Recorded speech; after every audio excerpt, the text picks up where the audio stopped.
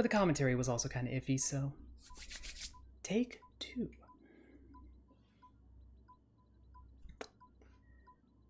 Well, alright then. I'm Hupfin, and this is STRAFE, Millennium Edition. This is a roguelike first-person shooter inspired by Doom, Quake, Unreal, all of these high-motion, highly technical shooters. I like to say it's 2017's best game of 1996. Or at least I like to say that. And we run on specifically the Millennium Edition. This is version 1.2 for a couple of reasons. One, it's up to date. The bugs are mostly gone. And two, it has this menu of mutators, which we'll be using for the purposes of this run, because this is a locked seed run. Partly for additional speed, partly for marathon purposes. We're going to be using this seed, which is one of the fastest that we found in the community. It's also my favorite. I would argue it's the fastest, but debates. We'll also use traditional mode. This is purely for marathon safety. This means that on the chance that we take a death, because we do some risky strats, we'll be able to respawn and keep going. You do lose your overheal, and I think you lose your weapon stat improvements. That does not matter. You keep the gun itself, you keep the modifiers, and you keep your sidearms. That's all that matters. So we're just going to get straight into it. Time starts once we come through this little loading screen. So we're doing a locked seed, so it has to load up. And we start off in... We don't start off. So that's the thing that can happen, and I'm actually okay showing that, because it is a risk with this particular game and this particular run, that can happen. And what happened was that one of the enemies shot a barrel, and in the process blew up the barrel, himself, and this fine fella. We need that fella alive. And we need him alive because he gives us very good things. This. Got a little stuck on an enemy. This is the thruster. The thrusters naturally let you go faster, and they do so in a sort of teleport kind of mode. Like you just sort of teleport in a line. And you know what happens in an old video game when you teleport and there's something organic and squishy in the way? Well, you kill it instantly. And so that's what happens. In almost every case, you run into an enemy while thrusting, and they just die. And so that is actually going to be our primary source of crowd damage.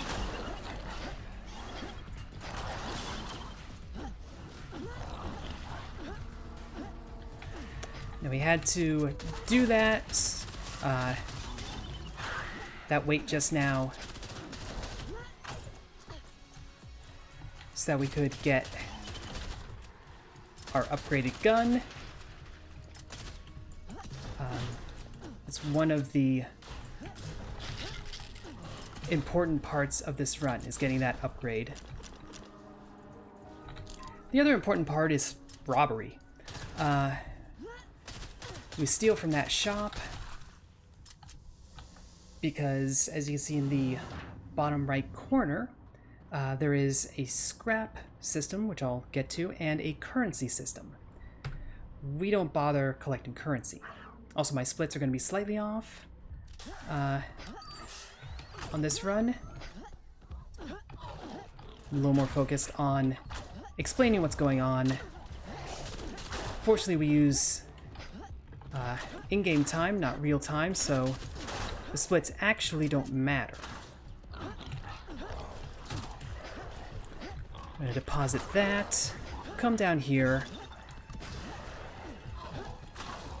and pick up the important sidearm. So we are good on guns now. We have what we need. What we picked up in there, pretty abruptly, was what I like to refer to as the skipper. It's the plasma gun, and it allows us to do some fancy things at the end of the run, so keep that in mind.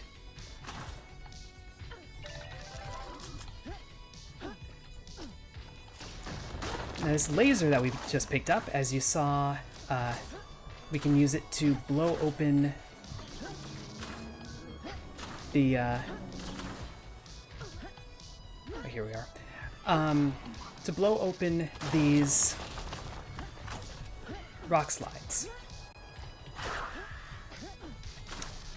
That's a good advantage for us.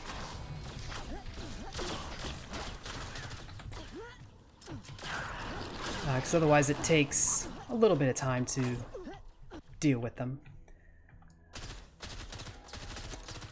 Now, what we just did there is kind of cheating. The way that you're supposed to end a level in the Black Canyon, you're supposed to kill everything that's in that last chunk.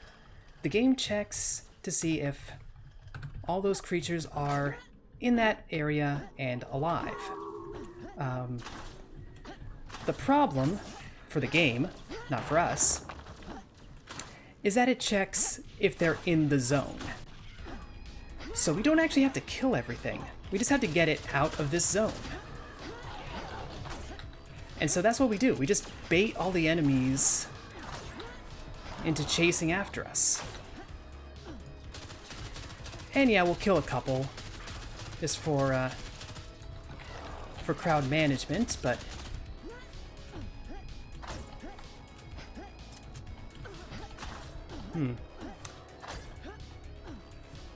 our baiting didn't seem to work.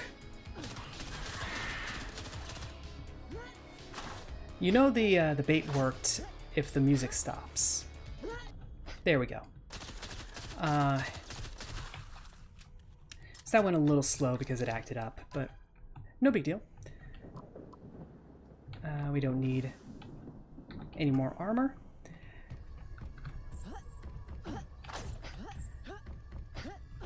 Now we buy the armor here, and ideally only in the Black Canyon.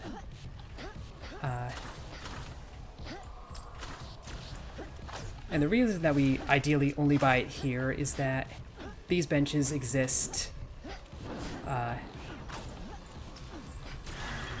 in the safe zone. You know, it's that ship between levels. This ship that we're entering right now.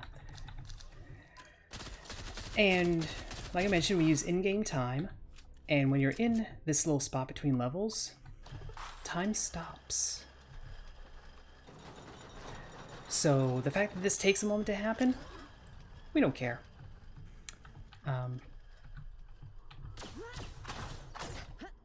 Made that little skip. Hopefully we will not have to hit up a bench for the remainder of the run. It's not always a guarantee.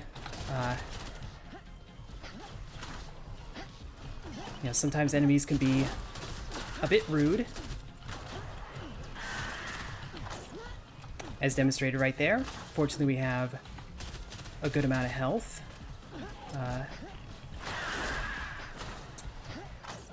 there were a lot of them there.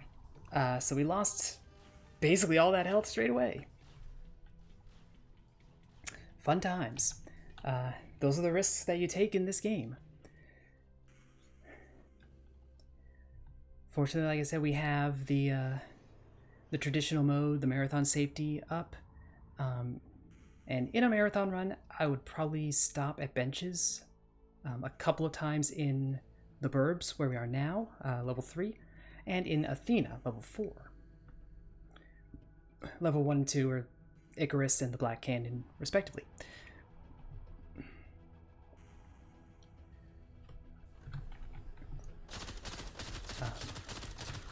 That's why I'm taking that bin of scrap. Those scrap bins are your reward for completing a level under the par time, which for us is very easy to do. Now we almost got a very interesting glitch there. If you manage to complete the level, or rather to do that switch thing, that power station switch, at just the right time, it's scripted so that the lights go out, you find that switch, you hit the switch, the lights come back on.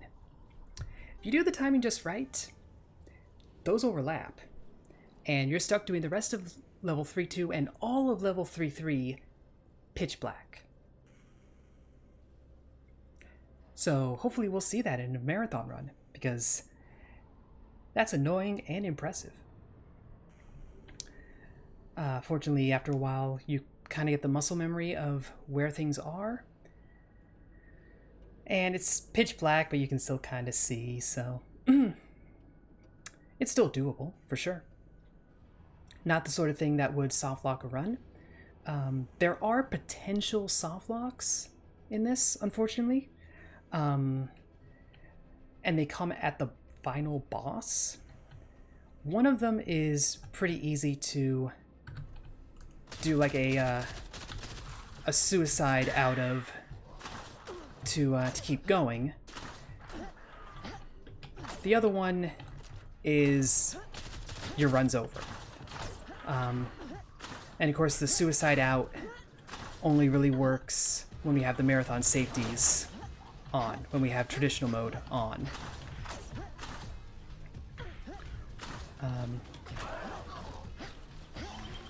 So if this were a marathon run, now would be time for donations, as we just kind of thrust through the last of the Burbs.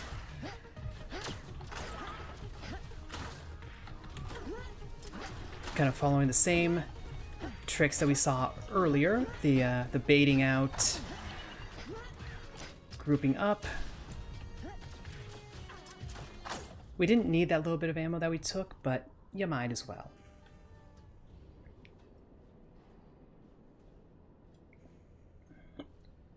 It's when you're doing those baiting maneuvers, those are good times to grab sidearms that you need, grab ammo if you feel you need it. You generally won't be grabbing scrap, but you know, I suppose you could do that then too. So we're coming into the final zone of the game, Athena. And this area, this is why you need the thrusters to complete a run. Or to at least do like a really solid speed run. And that's why. Those red laser walls are supposed to do 50 damage to you if you touch them, which is your incentive to kill everything in the room. But like I said, when you're thrusting, you are essentially teleporting. You're invulnerable. So we just thrust right through the gate. Like it ain't no thing. That saves immense amounts of time. basically takes what is honestly the toughest zone in the game. It's got some very beefy enemies who do a lot of damage, and it just renders it null and void. Like I said, we don't really fight in Strafe, we run away. But we run away in style. With steroids. So, we're almost to the final boss already. Level 4 just goes by in a flash.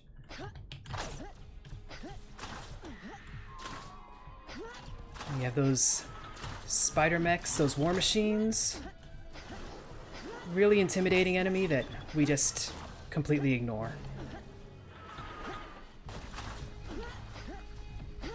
Oh, I went the wrong way. This is a really annoying one because that door is in kind of an awkward and tight spot. It's easy to lose track of it. But we're fine. There's no reason to collect that scrap at all other than to show off. And so we come to the final boss. Remember how I said this gun is useful? See, final bosses are scary, and the fight can be life or death. So we just don't fight it. Doing that skip, if you're not careful, you can get yourself stuck on some overlapping geometry, and then you're just stuck.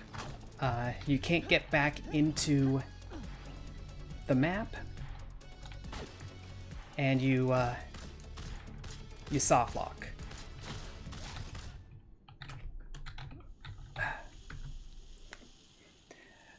Flub the finish a little bit. So that was time, hitting that terminal. So what we did there, and this was discovered actually as an unintended side effect by one of the developers, you are able to rocket jump, you are able to laser jump using that secondary that we have, and you can do a pulse jump, which is what we use. And what we go up and through is a chute that would normally deposit enemies and blood and all this stuff into the boss arena. Those have to be basically one-sided. You can go through them. So we just go through it the other way. And then clip out of bounds, fall back in bounds, go right to the end of the game. Also, I'll ask the developers to remove the unfortunate language if this run gets submitted and accepted. It will get submitted. So what we just saw was, in terms of in-game time, 10 minutes, 5 seconds.